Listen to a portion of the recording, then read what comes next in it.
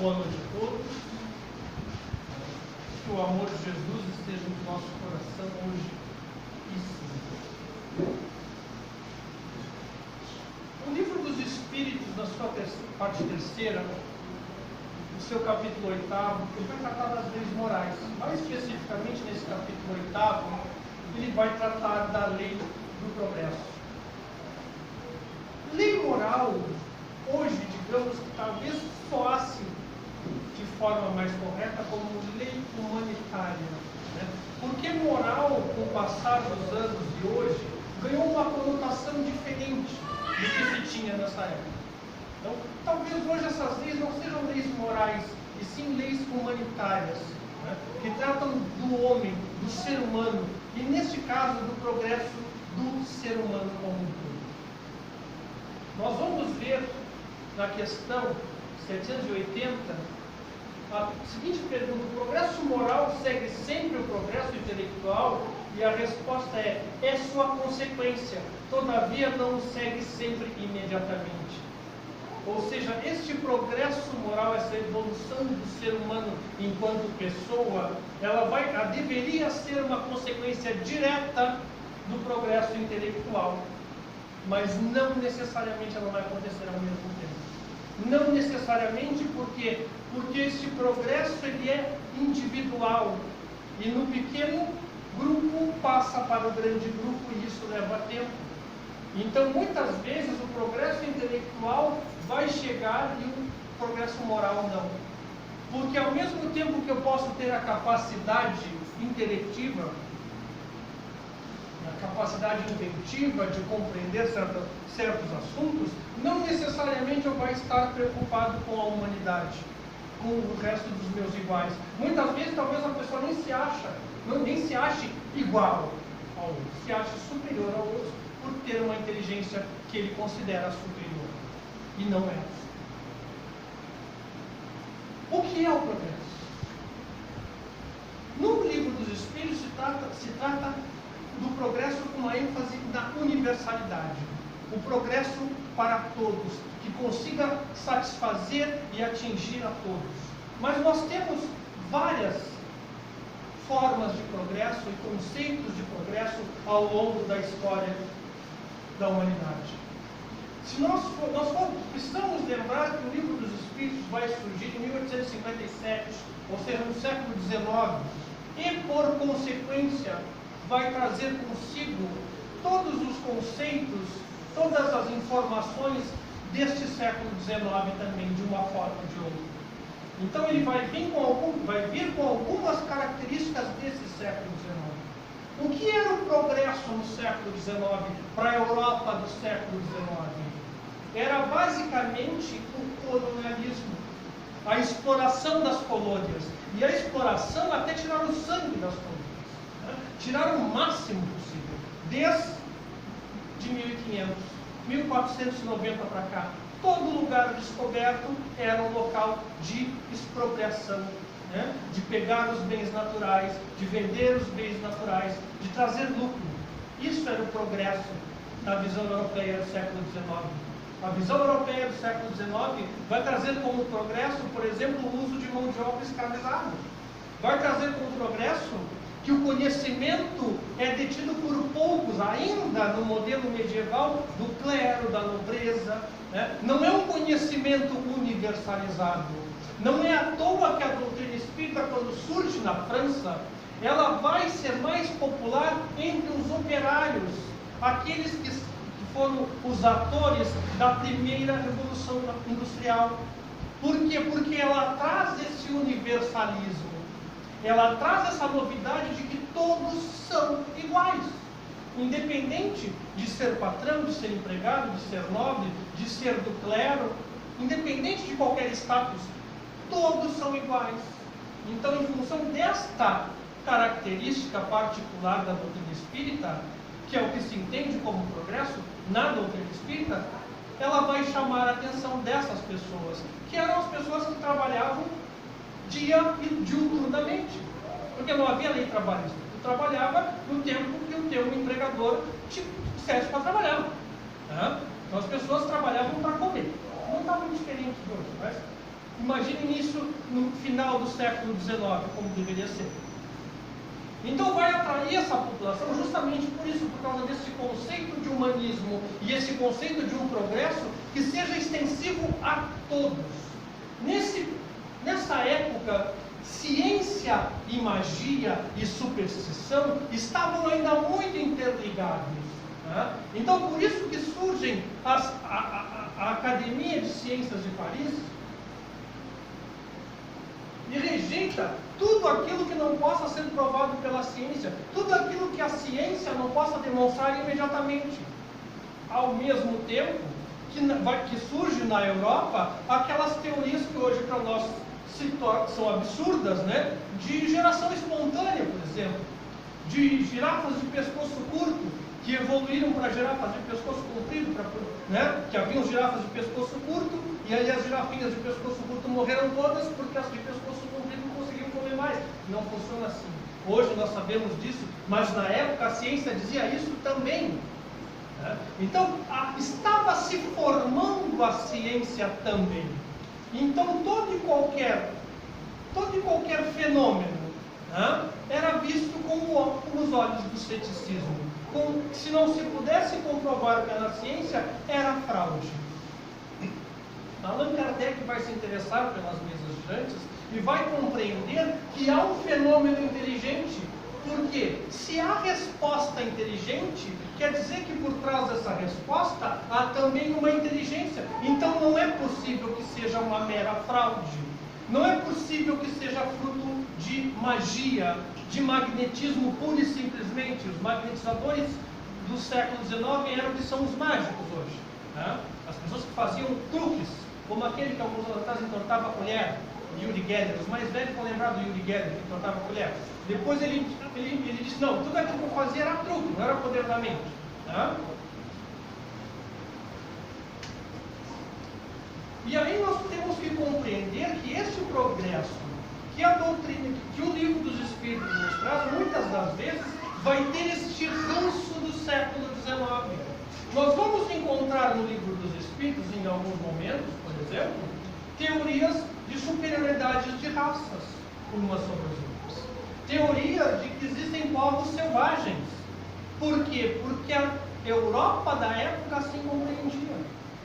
Para a Europa, toda pessoa, todo africano, todo americano no século XIX era um ser selvagem, um ser inferior. Por quê? Porque eram as colônias. E para te poder explorar uma colônia, né, tu tem que desumanizá-la primeiro. Que aí não há problemas de culpa. Né? Porque se não são humanos, então não tem problema, eu posso fazer o que quiser. Isso está no livro dos Espíritos. Mas, como disse Allan Kardec, se no futuro a ciência disser que a doutrina espírita está errada em algum ponto, a doutrina espírita seguirá a ciência e se reformulará. Porque a doutrina espírita também é uma doutrina progressista. Ela acompanha o progresso. Da mesma forma que ela antecipou algumas coisas, ela também se retrata em outras tantas. E o fato de reconsiderar não quer dizer que nós vamos pegar o livro dos Espíritos e reescrever a coisa que está ali escrita. Não, não é isso. Reconsiderar é colocar uma nota dizendo que o século XIX se caracterizava por tal e tal costume e, muito provavelmente, a doutrina espírita também seguiu este mesmo curso, porque os espíritos continuam sendo as mesmas pessoas que desencarnaram. O espírito não vira santo porque morreu. Né? O espírito não começa a falar verdades absolutas porque morreu. Ele continua falando o mesmo que falava quando desencarnou. Continua sendo exatamente a mesma pessoa. Né? A gente costuma dizer que com a idade chega-se à sabedoria. Às vezes não. A pessoa chega à sabedoria se ela progride, se ela se põe a dispor do conhecimento, de aprender constantemente. Senão ela vai continuar sempre a mesma coisa, com o mesmo conhecimento, com o mesmo caráter, com o mesmo tudo. Com os espíritos é a mesma coisa. Não é porque a pessoa desencarnou que ela deixou de ser quem ela é. Não é porque Cruz de Souza desencarnou que ele deixou de ser Cruz de Souza, de quando tinha desencarnado, por exemplo. Continuava sendo a mesma pessoa. Então nós temos que saber separar esses detalhes sem nenhum melindre. Não estamos ofendendo a doutrina espírita, a memória de Kardec, muito pelo contrário. Estamos fazendo exatamente o que ele disse que era para ser feito, acompanhando o progresso, acompanhando a evolução. E avançando no tempo, nós vamos continuar pensando sobre o progresso e sobre o que é o progresso do século XX. Vocês vão achar que eu vim aqui só para falar sobre tragédia hoje, mas não é isso. Quando a gente chegar no final, vocês vão entender. O progresso no século XX, falando-se em nível de história, em nível político, em nível de geografia, em nível de conhecimento, continua com um colonialismo até finais dos anos 70 e início dos anos 80, quando algumas colônias africanas conseguiram a independência. Continuavam sendo exploradas. O século XX nos trouxe, por exemplo, uma pandemia em 1918. Nos trouxe a Primeira e a Segunda Guerra Mundial. Nos trouxe o Holocausto judeu. Nos trouxe o Holocausto do Congo, pela colonização da Bélgica. Nos trouxe mais adiante a Guerra Fria, nos trouxe fome, nos trouxe miséria. Tudo isso nos trouxe no século XX. Nos trouxe ditaduras no século XX. Diversas pelo mundo.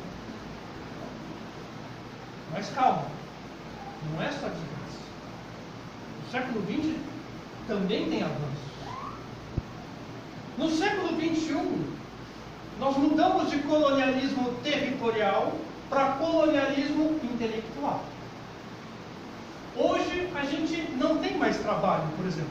A gente tem um job, por exemplo. São pequenos detalhes que a gente vai se deixando influenciar. A gente não se diz mais mentira, se diz fake news, por exemplo.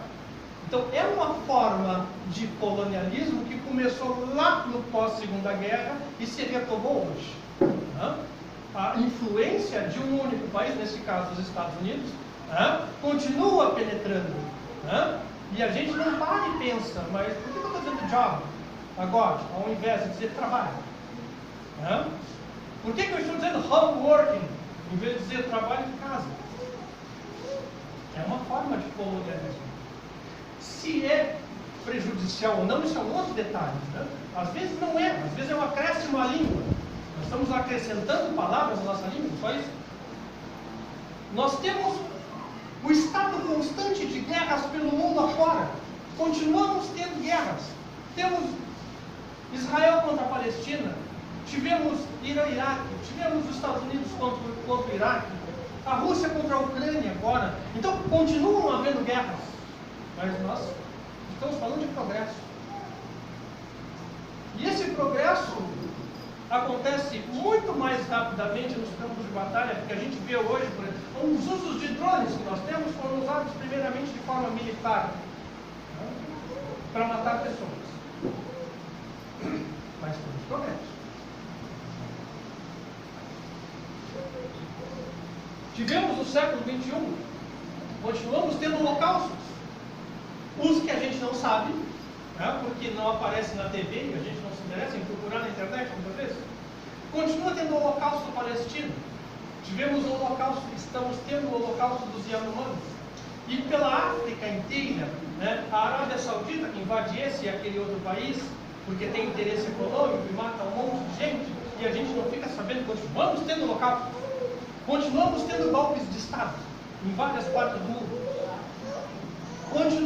Retomamos do nada o neonazismo e o neofascismo lá de 45, que a gente achou que tinha acabado. A Itália acabou de eleger a extrema-direita e um partido neofascista. Na Itália, mesmo onde surgiu o fascismo, onde muita gente morreu. Nós temos as fake news, nada mais são do que mentiras. Fake news em várias.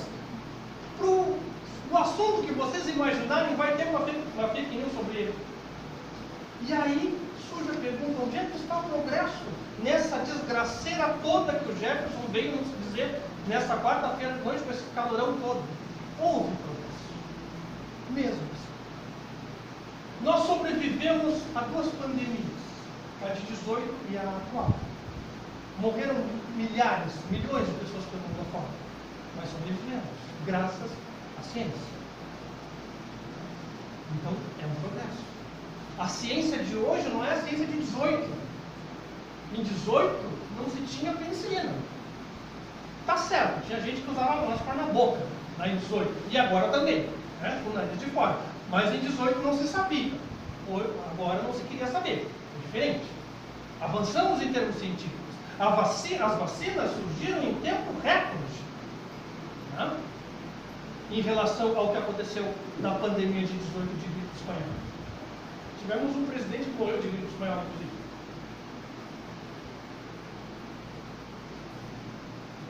Nós rompemos com os grilhões da escravidão. Não escravizamos mais pessoas. Ainda que existam pessoas que trabalham de forma análoga à escravidão e que o Ministério do Trabalho quase que semanalmente encontra situações das pessoas nessa situação. Nós acabamos com ditaduras na América Latina e pelo mundo afora. Nós tivemos esses avanços científicos. Os mais velhos vão lembrar, vocês lembram do INAMPS ou do INPS depois? O INPS e o INAMPS, a gente só consultava se o pai da gente tivesse carteira assinada. Vocês já imaginaram um país onde há um número imenso de desempregados, de trabalhadores informais, e o sistema de saúde só é garantido para quem tem carteira assinada? Então nós avançamos, porque hoje nós temos o SUS. Não é o ideal? Ainda não. Mas se vier uma criatura da Arábia Saudita, ou seja, do país que for, aqui no Brasil, e adoecer, ele vai ser atendido pelo SUS. Porque o SUS é universalista. Olha a ideia de progresso da doutrina espírita. Atender a todos, indistintamente. Assim é o SUS, e assim deveria ser todo o resto. Esse é o progresso que a doutrina espírita já falava lá em 1857. As tecnologias que nós temos hoje não servem só para propagar mentiras. As tecnologias servem para muita coisa, servem para nos informarmos. Nós podemos fazer curso à distância, nós podemos ter aula à distância, né? Com a pessoa falando ao vivo, coisas que não seria possível, hoje são. A gente pode ter aula com uma pessoa do outro lado do mundo. Os nossos parentes podem estar viajando por onde for, que eles vão conseguir nos contactar, coisa que a gente via lá, e acabamos de falar aqui antes de você chegar, a gente estava conversando sobre isso, que nós vimos nos livros do André Luiz, dos anos 40, os espíritos se comunicando por um aparelho que falava à distância com o outro, e não tinha fio, não tinha nada. Né?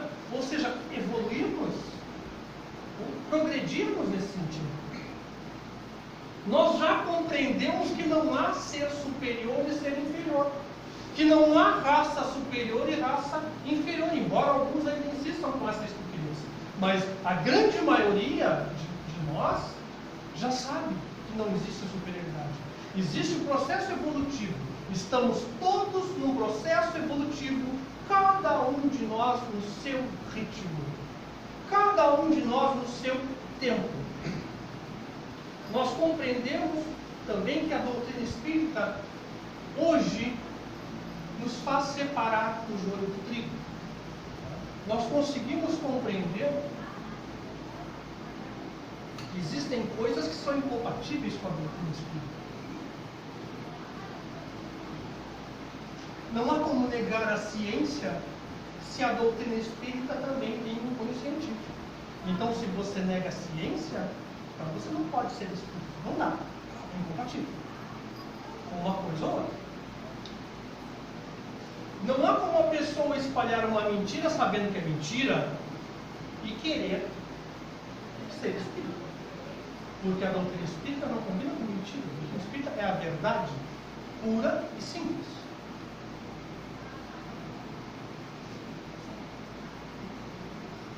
E a doutrina espírita em si também progrediu.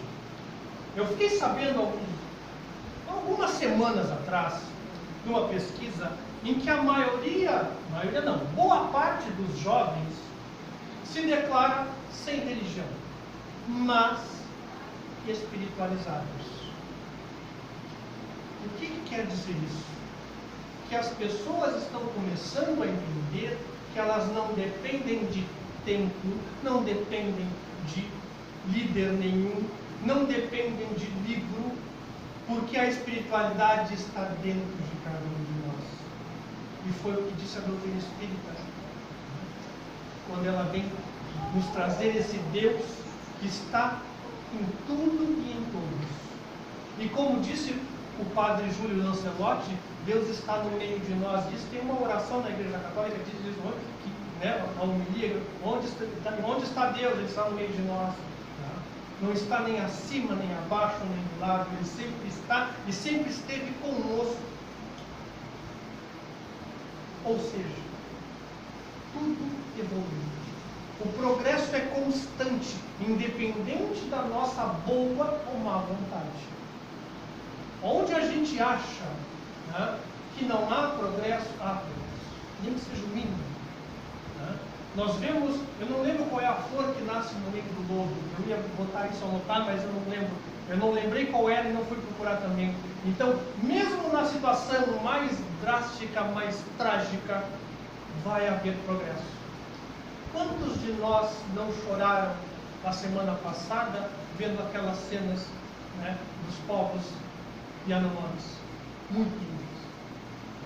Porque nos remeteu talvez ao passado nosso, né, de uma outra encarnação, de uma situação, porque aquela situação que se vê já se repetiu várias vezes ao longo da história, em vários povos, em várias eras. Né? Para que serviu isso? Talvez para amolecer o nosso coração, né? Talvez para a gente botar a mão na consciência, né? Talvez para a gente repensar, né? Talvez para a gente ver, puxa, mas o meu problema não é tão grande assim. Não que os nossos problemas não sejam importantes, são importantíssimos, né? Porque a evolução é individual, nós temos que evoluir, nós temos que superar os nossos problemas, nós temos que progredir, mas serve também para isso, para a gente ver assim, se esse problema tem solução, então o meu também tem. Que Deus apazigue nossos corações, acalme a nossa alma e nos conforte sempre. Eu gostaria só de encerrar com essa oraçãozinha que eu não nem lembrava que estava no meio do meu livro de estudos. Oração para perdoar. Seja você quem for desta vida ou de outra, em que magoei você e você me magoou, em que eu prejudiquei você e você me prejudicou por pensamentos, palavras e obras, como filhos de Deus, eu perdoo você e você me perdoa. E eu me perdoo também. Oro sinceramente por sua felicidade. Deus, por seu infinito e perfeito amor, perdoa os erros de todos os seus filhos. Da mesma forma, Deus me perdoa e perdoa você também. Deus nos abraça e envolve com seu imenso amor. Muito obrigado, Deus.